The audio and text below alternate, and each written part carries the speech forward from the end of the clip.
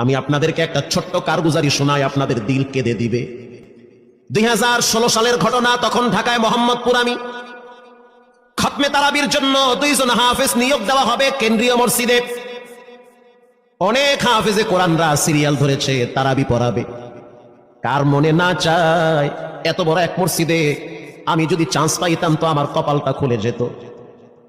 শুক্রবার দিন সবাই দরখাস্ত রাখলো, ইন্টারভিউ শুরু হয়ে গেল। পরের জুমায় অসংখ্য ছাত্রদেরকে দেখছি খতমে তারাবির জন্য ইন্টারভিউ সিরিয়াল দিয়েছে।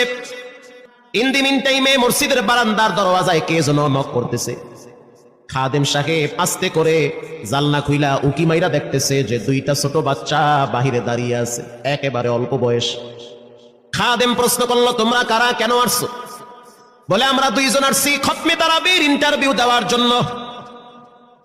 খাদেম সাহেব একবার পায়ের দিকে তাকায়, আবার জামার দিকে তাকায়, কারণ কথার সাথে বাহ্যিক সুরত মিলে না। অন্য অন্য ছাত্রদেরকে দেখছি কত উন্নত পোশাক পরে, গেটআপ কত সুন্দর করে ইন্টারভিউ দেওয়ার জন্য আসছে। আর এই 2 জনের দিকে তাকায় দেখলাম মনে হয় রাস্তায় ভিক্ষা করতে করতে আইছে, মানায় না, একেবারে গরিব। খাদেম বলল, ইন্টারভিউর ম্যাচ শেষ, চলে যাও বাড়িতে, নেওয়া হবে না। যাদের ব্যাপারে পরীক্ষা নেওয়া হয়েছে তাদের ব্যাপারে ঘোষণা দেওয়া হবে। বাচ্চা 2টা নাসর বান্দা বলতে আছে, আমাদের তো টাকা নাই যে আমরা ভাড়া দিয়ে এখানে আসবো। বাবাই বড় কষ্ট করে 2-4টা টাকা জমা কইরা পকেটে দিয়া পাঠায় দিছে, এজন্য আসতে দেরি হয়েছে। খাদেমের বড় মায়া লাগছে, কারণ খাদেমও গরিবের সন্তান। ভিতরে গিয়া মুয়াজ্জিম সাহেবের বলতে আছে, ও ভাই, বাহিরে 2টা বাচ্চা দাঁড়ায় আছে, ওরা নাকি হাফেজে কোরআন, কিন্তু দেখলে তো মানায় না। মুয়াজ্জিম সাহেব ধমক দিয়া বলতে আছে, কোনো সুযোগ নাই, তাড়ায় দাও। খাদেম গিয়া ইমামের কানে কানে বলতে আছে, হুজুর, বাহিরে 2টা বাচ্চা দাঁড়িয়ে আছে, চেহারার ভিতরে এত মায়া, কিন্তু বাহ্যিক সুরত মিলে না, ওরা নাকি কোরআনের হাফেজ। পাশেই তো রহমানিয়ার মুহাদ্দিস সাহেব বসা আছে, তিনি বলতে আছে, কি ব্যাপার, ফিসফিস করে আপনি কি বলতেছেন? বলে, হুজুর, বাহিরে 2টা বাচ্চা দাঁড়িয়ে আছে, তারা খতমে তারাবির ইন্টারভিউ দিতে চায়। মুহাদ্দিস সাহেব বলল, কোনো কথা নাই, আল্লাহর ঘরের দরওয়াজা খুলে দাও, এখানে কোনো পার্সিয়ালিটি চলবে না। আল্লাহর ঘরের দরওয়াজা সবার জন্য খুলে দেওয়া হবে, আসতে দাও, ভিতরে বসতে দাও।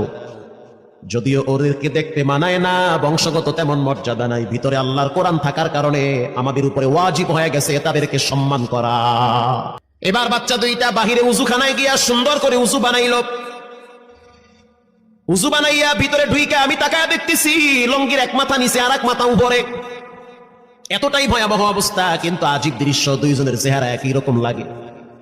2 জনের চেহারা একই রকম লাগে, কে বড় কে ছোট বোঝা বড় কঠিন হয়ে গেছে।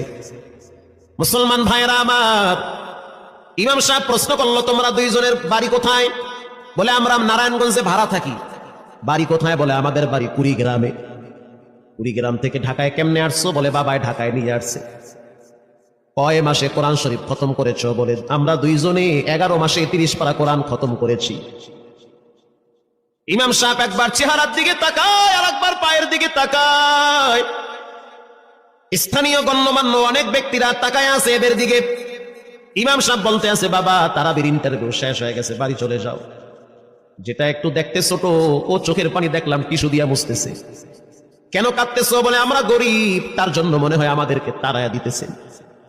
আমরা জানতাম না ইন্টারভিউ তাড়াতাড়ি শেষ হয়ে যাবে, আসতে দেরি হয়েছে, কারণ আমাদের তো ভাড়া টাকা ছিল না, বাবাই কষ্ট করে কিছু টাকা দিয়েছে, সেটা দিয়ে এখানে আসছি। এবার মুহাদ্দিস সাহেব বলতে আছে, তাহলে একটা কাজ করো, তুমি কিছু তেলাওয়াত করে শোনাও। 2 জনেই উত্তর দিল যে, আমরা তেলাওয়াত করলে তো আর নিবেন না, আপনারা প্রশ্ন করেন, আমরা 2 জনে উত্তর দিব। আমি তো আশ্চর্য হয়ে গেলাম, জীবনে কত হাফেজ দেখছি, এরকম হাফেজ দেখি নাই। প্রশ্ন করবেন, আমি উত্তর দিব। বুঝতে পারলাম ভিতরের খবর কেউ না জানলেও একজন জানেন, তিনি হলেন কে? মুহাদ্দিস সাহেব বলতে আছে, বাবা, প্রশ্ন করব, ঠিক আছে, তোমাদের মন মতো একটু তেলাওয়াত করে শোনাও। তেলাওয়াত যদি মানসম্মত হয় তাহলে ইন্টারভিউ নিব, যদি না হয় তাহলে ছাঁটাই করে দিব। এবার ছোট যেটা সেটা তেলাওয়াত শুরু করলো সূরা তাহা থেকে। তাহা মা আনজালনা আলাইকাল কুরআনা লিতাশকা। ছোট বাচ্চাটা তেলাওয়াত করলো, বড় সন্তানটাও তেলাওয়াত করলো। এবার যারা হাফেজ সাহেব ছিল তারা প্রশ্ন শুরু করলো। যেখান থেকে প্রশ্ন করে পৃষ্ঠা ঠেকায়া দেয়, একটা জায়গায়ও আটকাইতে পারে না। এমনকি বাচ্চা 2টা এটাও বলেছে, যদি আপনাদের যদি ধৈর্য থাকে তো আমরা 2 জনে পুরা 30 পারা এখানে এক দাঁড়ানে পড়ায়া দিব। আশা করি একটাও বাঁচবে না। এত সুন্দর পড়াশোনার পরে মোতাল্লি সাহেব বলল সব বাদ, আমার কাছে এই দুইজনই পছন্দ হয়েছে। এই দুইজন রে মোতাল্লি সাহেব দাঁড়াইতে পারে না, হুইল চেহারে বসে থাকে, কাছে ডাইকা বুকের সাথে জড়ায় ধরছে আর বলতে আছে, আল্লাহ, এমন একটা সন্তান যদি আমার থাকতো জীবনটা ধন্য হয়ে যেত, আমার মৃত্যুর পরে একটু হইল তারা কোরআন তেলাওয়াত করতে পারত। নিয়োগ হয়ে গেল, তারাবি শুরু হয়ে গেছে। মোহাম্মদপুর থানায় গিয়ে খবর নিয়ে দেখে অনেক পুলিশরা এই বাচ্চার পিছনে দাঁড়ায় দাঁড়ায় নামাজ পড়ে চোখের পানি ছেড়ে কেঁদেছে। শুধু তাই নয়, অনেক হিন্দু মহিলারা পর্যন্ত রাস্তায় হাঁটার সময় তেলাওয়াতের আওয়াজে দাঁড়ায় দাঁড়ায় কোরআন শ্রবণ করেছে। শুধু তাই নয়, অনেক বড় বড় ডাকাত, মাস্তান, সন্ত্রাস, কিশোর গ্যাংরা পর্যন্ত দাঁড়ায় দাঁড়ায় কোরআনের আওয়াজ শুনেছে। 17ই রমজান দেশে বদর দিবস, হাজার হাজার মুসল্লি দাঁড়িয়ে আছি। ইমাম সাহেব জানে না যে এরা দুইজনে আপন মায়ের পেটের ভাই হয়, এটা ইমামের জানা নাই। দুইজনে তারাবি চলতে আছে, চমৎকার পড়া, পিছনে শত শত মাওলানা মুফতি দাঁড়ায় থাকে। মনে হইতেছে তেলাওয়াতের আওয়াজে আর এক জগতে হারিয়ে যায়, এত সুন্দর পড়া। তারাবি শেষ হয়ে গেল, মুসাফা শুরু হয়ে গেল। বাচ্চা দুইটারে কেউ বুকের সাথে জড়ায়, কেউ কপালে চুমা দেয়, বলে আল্লাহর কোরআনকে চুমা দেয়। হাজার হাজার মানুষ যখন আস্তে আস্তে নামাজ শেষ করে চলে গেল, একেবারে মসজিদের পিছনে বারান্দার পরে আরো একটা বারান্দা থাকে, ওই বারান্দায় এক লোক বসে বসে গামছা দিয়া চোখের পানি মুছতেছে।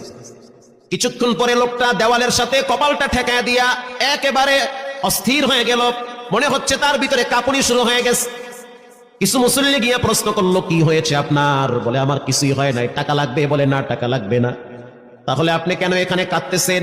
বলে আমি এমনি কাঁদতেছি, এটা কষ্টের কান্না না, এটা খুশির কান্না।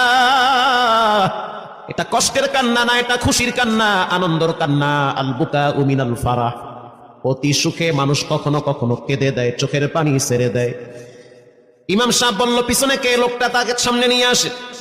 এবার লোকটাকে যখন কিছু দূর সামনে আনা হইল, ওই বাচ্চা দুইটা মসজিদের ভিতর থেকে দৌড় মাইরা গিয়া বলতে আছে, এই লোকটা আমার আব্বা, ইনি আমার আব্বা হয়। ধমক দিবেন না, রাগ করবেন না, আমার আব্বা ঢাকা শহরে রিক্সা চালায়, রিক্সা চালায় চালায় আমাদের দুইটা ভাইরে কোরআনের হাফেজ বানাইছে। ইমাম সাহেব ধমক দিয়া বলতে আছে, আপনি কেন দেরি করলেন? আগে কেন আসলেন না?